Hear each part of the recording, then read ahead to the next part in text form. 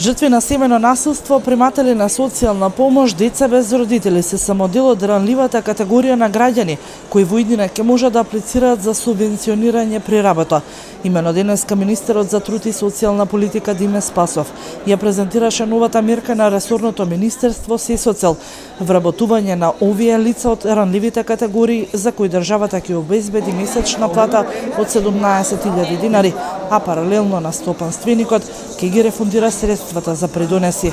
Со овој оглас планираме да офатиме околу 100 вработувања. За реализација на оваа мерка имаме обезбедено околу 14 милиони денари, што е дополнителна финансиска помош за компаниите. Меѓутоа, секако оваа мерка во голема мера ќе им помогне на оние ранливи категории на граѓани. Како влада и понатаму продолжуваме со реализација на мерките за вработување, со кои што сакаме да влијаеме на поттикнување на приватните компании, да ги зголемат своите работни места.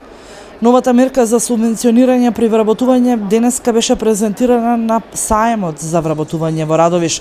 30 компании дојдоа да ја презентираат својата дејност, а паралелно побараа и нови работници. Имаме потреба од работници, а во последно време не се јавуваат сами работниците. Значи, нема како старата пракса, кога порано доаѓаат да прашуваат за работа, сега послабо.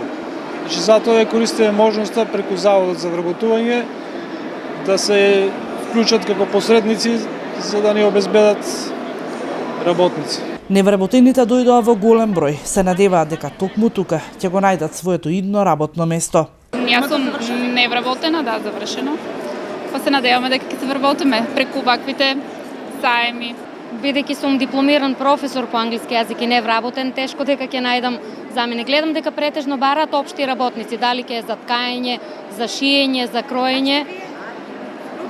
За сега не најдов ништо соодветно за мојата струка, за мојот степен на образование.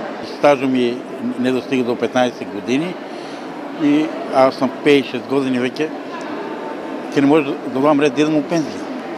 И кажам, ама 2 години не баш почитават за послување. Вика стари, а за пензија сме биле млади.